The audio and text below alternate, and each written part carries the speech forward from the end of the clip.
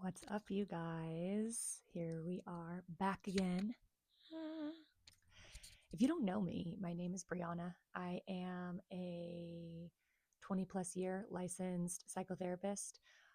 That's like my small box profession, but I have spider branched out into coaching and mentoring 6 and 7 figure CEOs, mostly business owners and entrepreneurs, women who I notice all struggle with the same thing: anxiety.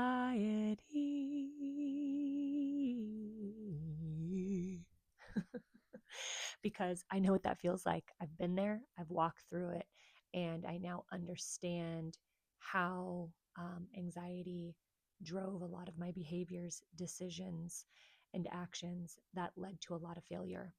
And so, part of my purpose in sharing more about my own story is to help stop you from making the same choices and decisions and suffer as long as I did, because you don't deserve it. I did it for you, okay? I will be that martyr for this brief moment because you don't deserve it. And so, yesterday, in yesterday's video, we talked about how, like, I had no idea that the things that I was doing was even anxiety.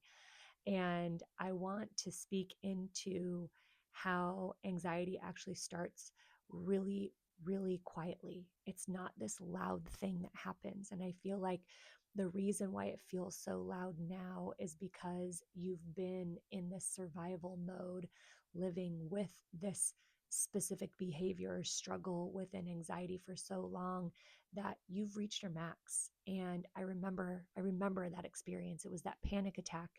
It was going through divorce, moving across the country, putting both of my dogs down within a matter of 6 months, having to move again, jumping into another very unhealthy relationship, jumping into another unhealthy relationship.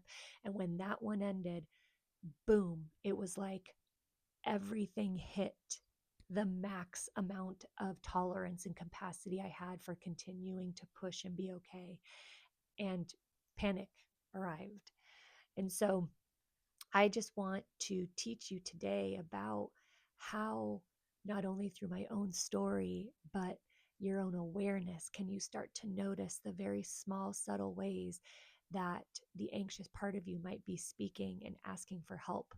Um, and that in that small, quiet voice, it can be loud enough for you to stop and give yourself an opportunity to start to develop tools and recognize these patterns and eliminate them from happening, so that you don't have to keep repeating these patterns over and over again and then turn 36 years old like I did and have to really start working on it now. So while I know I'm talking to a younger generation, I also acknowledge that I'm talking to a generation that is the same as me.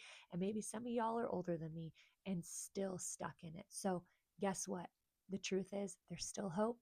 You can still change. The good news is our brain is always producing new little synapses inside of there. So you have an opportunity to grow and develop and break habits and break patterns. It just takes a little bit more time. But I want to start off by telling a story, actually, two, because these were both the catalyst to what I believe what led to me starting to become anxious. And then probably one of the biggest signs of me being an anxious person as a kid that nobody, not my parents, not my coaches, and not even myself, knew that that's what it was. Um, I truly believe that anxiety is both learned from where we grow up, and it is also developed from experience. I was somebody who got both ends of that. I watched two parents who, in their own anxious responses, which were very different, live life and parent me. And then I was somebody who experienced severe bullying for a year and then was sexually assaulted within that same year at the age of 8. And just so you know, between the age of about 6 to 8 or 9 is when our brain pings a life experience and starts to develop an identity around it. So I not only had two anxious parents that I was watching, one that would emotionally distance themselves, and one that was constantly in a people pleasing and perfecting sort of behavior happening. But then I had these two things actually happen to me. So it was probably 100 out of 100% possible that I was going to be an anxious person, unfortunately. But you don't have to have the severity to my experience. It could just be the type of parenting you experienced. It could be a teacher telling you that you failed. It could be you falling off your bike and scratching your knee. It could be you seeing something that you probably shouldn't have seen, but you didn't have the words to express it. And so you internalized it. It could be a trauma in some form.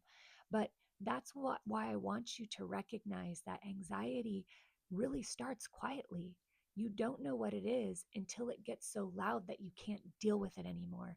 And the loudness are the symptoms, right? The loudness looks like ruminating, panicking, isolating, shivering, avoiding, yelling, people pleasing, hurting yourself, putting yourself in unsafe situations. Like, I mean, the list goes shopping, addictions, like, there are so many things.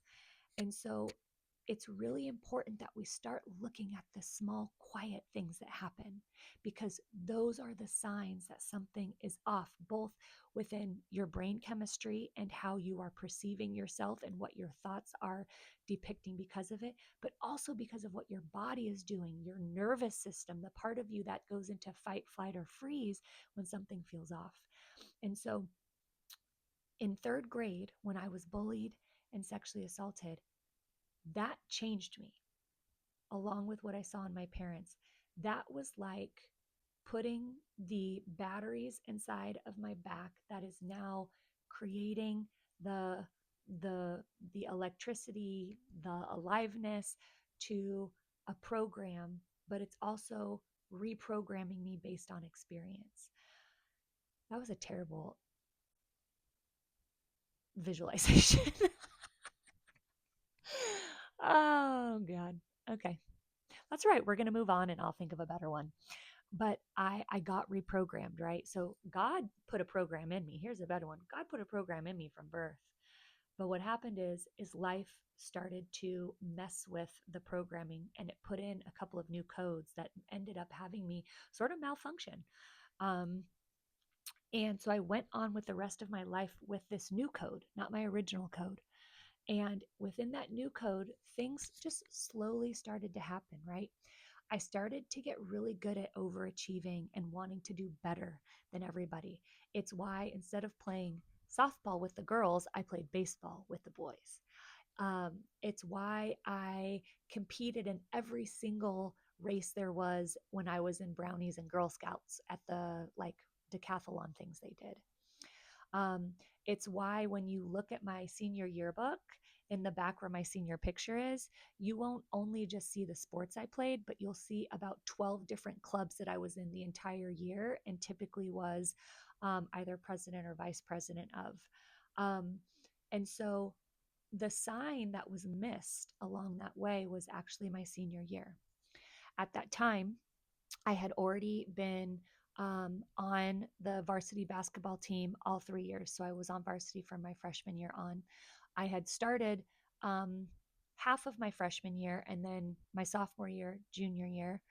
And then my senior year, I was taking on the role of another player who was very, very good. Okay. I was not as good as her. She was amazing. But I had my own skill sets and talents.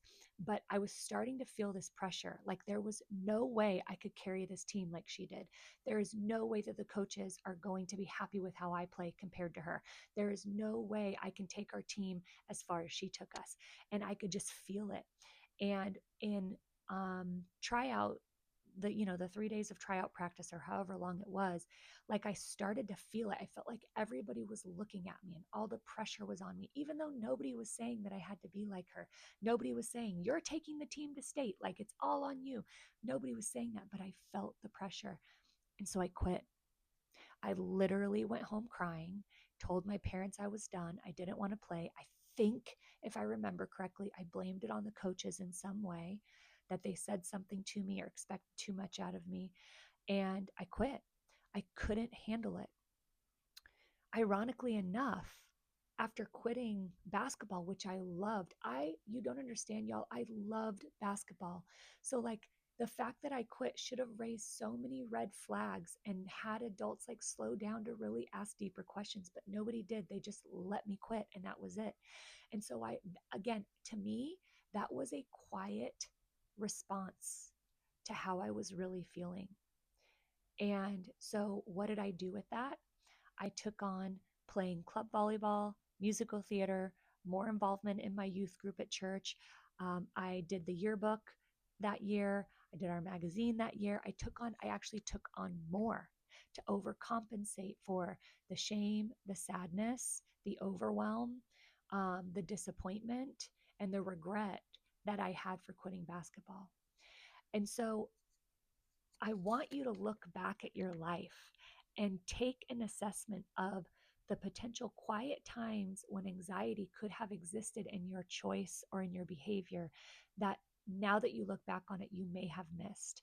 Because those moments are the moments where your body knows long before your mind knows what's happening and long before your mind is willing to listen to what's going on. And nobody teaches us how to listen to our body. I feel so nowadays that's a little bit different because we talk about it more, but my generation, especially because the beginning of the millennials, we didn't talk about that stuff. So I had no idea what was going on.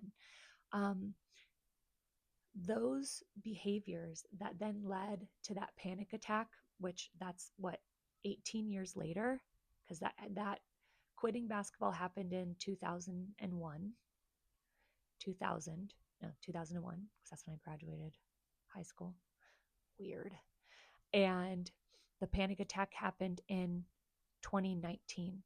So 18 years later. So 18 years of keeping things bottled up, 18 years of not realizing that that's what was going on, was me being anxious, 18 years of um, quiet alarms happening inside my system that I didn't know how to decipher.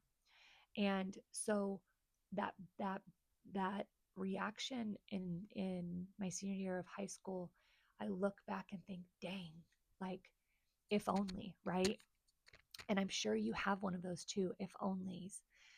And so I want to encourage you that at this point, the past doesn't matter as much as what are you missing right now in your current everyday life that could be a quiet signal that anxiety is trying to send you to say that something is wrong. Now, that can look like multiple things within your nervous system. Quick psychoeducation here, right? Our nervous system is a kind of like a temp check that tells us when something is dangerous or something is great. And so we swing back and forth between being relaxed and at peace and calm to ready to either run, ready to fight, or ready to freeze, fight, flight, or freeze. That's why they label the nervous system that.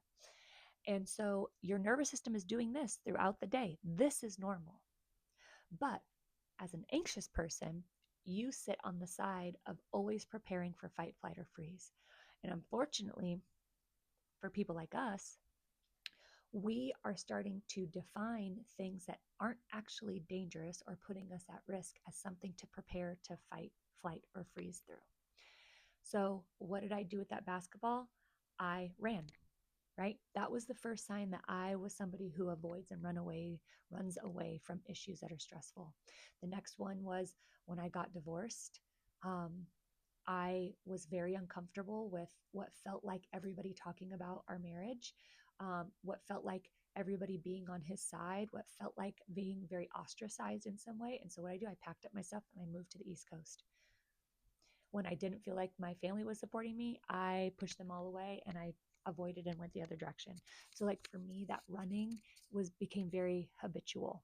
And ironically, like again, I look back on just things, the quiet things. I used to be a runner. After I graduated from college, I started doing races. I started doing triathlons. I would run up to like 65 miles a week, y'all. And then one day when I moved out here, just like Forrest Gump, I was running until I just literally stopped running on one of the hills and, out in the back country. And I was like, I do not want to do this anymore. Like I'm so tired. And so I stopped and I haven't ran since. And I really hate it now. So I just want to encourage you that there's going to be the moment. If you've already had it, you've had the moment, like the peak moment of panic, anxious breakdown, anxiety attack, panic attack, whatever it may be. You've had the moment. And if you haven't, then you get to already be in the step of what quiet moments is your nervous system sending you an alarm, whether quiet or loud, saying something doesn't feel right, something's off. We need to recalibrate. We need to pause. I need something from you, because that is going to be your first level of awareness to start catching anxiety before it leads you into another undesirable behavior, into another self sabotaging pattern, into another terrible relationship, into another habitual spending habit that leads you into more debt, into another friendship that is only there to suck more out of you than it is to pour into you, into another dog in your home when you've already got four. Yes, all of the things I've listed are things that I've done. I've never claimed to be perfect, but I have claimed to be great at growing and learning. And that's what I'm here to offer you. So, panic attack, anxiety attack, that doesn't have to be the moment when you heal anxiety. It can be starting to notice those quiet moments. Okay. My name is Brianna. I am a 22-year licensed psychotherapist who has transformed her work into a multifaceted coaching and mentorship um, business.